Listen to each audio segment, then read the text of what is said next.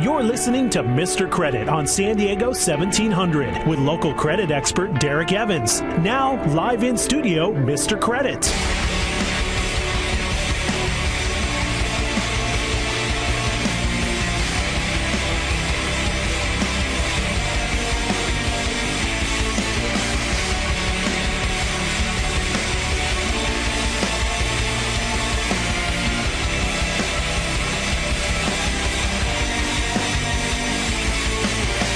Welcome to Mr. Credit. We are live and local here in San Diego, Sorrento Valley to be exact, bringing you the most important hour in radio, telling you everything they don't want you to know. When we say they, remember who we're talking about here, our big legislative jihad government, the credit bureaus, the banks, and the big banks.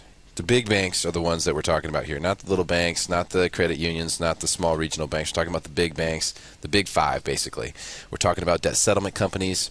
We're also talking about the media, or really anyone who's trying to get into your wallet unjustly or mislead you into spending money the wrong way, especially when we talk about the debt settlement companies. How about the Padres? 3 in a row from Pittsburgh. We've got them again tonight, 3:35 game. Downtown Petco Park. It's just crazy how bad I'm at this. 3:35 game tonight, Petco Park. If you can't make it, remember you can catch all the Padres action right here on San Diego 1700. Told you they would win yesterday. They did handily. I expect the same tonight. Pittsburgh is just really not good. But that's good for us because we maintain the lead against the Giants for 2.5 games as they won against Chicago, and then they play Chicago, of course. They're playing right now, in fact. So looking good.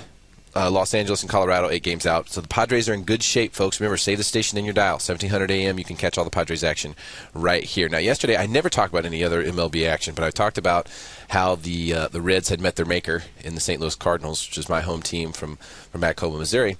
And then, of course, that brawl broke out. And I tell you what, whenever we see these brawls break out in sports, especially in like basketball, for example, it's always very ugly. Baseball never seems to be very classy. I think that these other sports can take a page from the hockey rule book. And when it comes down to it, if two guys have a problem, everyone get out of the way, let those two guys throw down. As soon as somebody starts to dominate the other guy, then the refs jump in. I mean, that works in hockey. It works in hockey because when you get like 20, 30, 50 professional athletes in a mall, then you're just, it's just craziness. It's anarchy. And that's the reason why in hockey, they let those guys just get it out of their system. The guys go to the penalty box for 5 minutes, they cool off, and everything's cool because they got to punch it out. But these guys are holding people are getting choked from behind.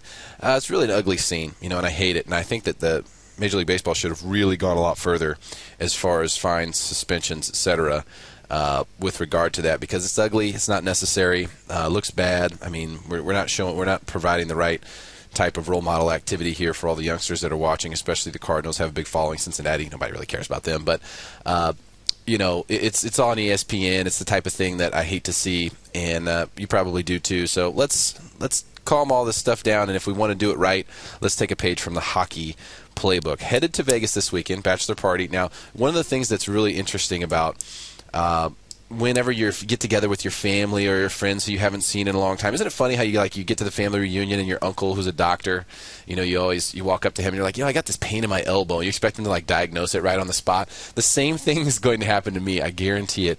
A dozen friends from way back when, and I'm going to get my credit. I don't know what to do. My credit is it's all over the place, and my credit sucks, man. And what can I do? What do I need to? Can you fix my credit? Of course I can. The question is, do I want to be talking about your credit on my bachelor party trip to Vegas? Not my bachelor party, but a bachelor party trip to Vegas. No, I don't. But I am going to bring my business cards, and I'm going to write my website address on there and all that stuff, and hand those out to guys. So that's something that I can certainly report back to you on next week. But it's just funny how that always happens, and people expect, like my uncle who's the doctor, people expect him to make the diagnosis right on the spot. It's just not possible. So it's a funny thing about humans. Anyway, today we're going to get to a couple things that are really important. I had an argument with a gentleman yesterday who I begged to come on the air today. And, of course, he wouldn't, and rightfully so. It'd be a really bad move on his part. But basically, the guy was defending the bureaus. And, this is a type of call that I will always return if someone says something that intriguing. I was trying to drill down why. And maybe, do I come off the wrong way sometimes? Okay, his message was, why do I beat up the bureaus? They have all this information on their website. They have a process in place. This is someone who had a good experience. Yeah. This is someone who had a good experience, who actually had something wrong in their credit report and got it squared away right away. I mean, the 1 in a million guy, where everyone else is beating their heads against the wall. No! And so he said, no, it's all in place. You can do it online. It's convenient. They've got all this helpful information on their websites. Really? Sir, what helpful information do they have on their websites? I don't have a crickets button, but nothing. He said nothing. It was an interesting conversation because when people come to you with an argument and they don't have anything at all to back it up, I mean, just nothing at all. He was making these points, and I was just asking for examples, and it was silence. But why would someone want to defend the credit bureau? Let me explain something to you guys. Just because the word bureau is in the name doesn't mean that they care at all about anything. They don't, except making money. They're big companies. Big companies care about making money. That's why when we talk about the Wall Street gangsters, when we talk about the big government now, who is in a situation where they have to be thinking about money, or we will be out of it completely soon. When we talk about the big banks, the credit bureaus, all these big businesses, that's really where their focus is. That's where their loyalty lies, in the greenbacks. And how could you have a situation where you are defending someone who would not defend you back? That's my only problem with that. I understand the idea. There's people out there who would say, well, I would defend Tiger Woods for this reason and that reason, but he wouldn't defend me necessarily. Okay, I get that point. You don't need to make that point. But if you're defending a credit bureau, what have they really done for you? What have they done for you? If they do everything exactly right, then you will get what you deserve and nothing more. Nothing more. You will never get more than what you deserve out of the credit bureau because they don't care. In fact, they are highly, highly incentivized to actually keep your credit scores lower. That's why they have all these processes. That's why they usually don't work. They're designed that way on purpose because they will look better to the banks if they outperform. How do they outperform?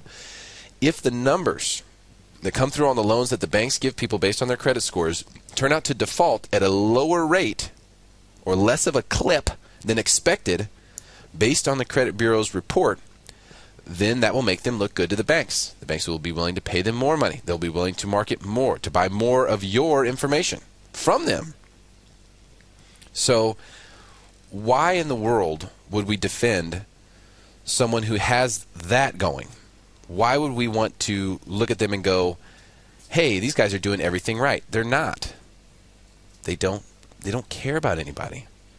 They're totally incentivized to keep your score down. So if it's a situation where the best case scenario only gets you what you deserve anyway, that's not a situation where you're going to win. You never can. A win means you get what you deserve. Well, aren't you supposed to get what you deserve? How anyone could, in their right mind, call me, of all people, to argue with about the credit bureaus? Holy smokes. Now, I was smart about it. As the conversation went on, we were 5 or 6 minutes in, and I hadn't really said anything yet. I was pretty much just listening. I was taking my notes. I was setting this guy up on a tee so that I could hit him out of the park like hitting a driver from home plate in Petco Park, which would probably land on like 11th Avenue, okay? And he couldn't take it after too much longer. It wasn't able to take it for too long. His arguments died. He had no proof. I had proof for everything I was saying. And the proof is this. Where's the verification process? Doesn't that make sense at all? Where's the verification process when information is reported to credit? Why is it that a creditor can report something to the bureau and the bureau just takes their word for it? Would that happen in a world where the bureaus actually cared about you? Of course it wouldn't. How many mistakes do you know are going to take place when that's the procedure? When it's the procedure that a big company that's only concerned about money is giving information to another big company that's only concerned about money. And having a correct credit score for you is absolutely at the bottom of the totem pole.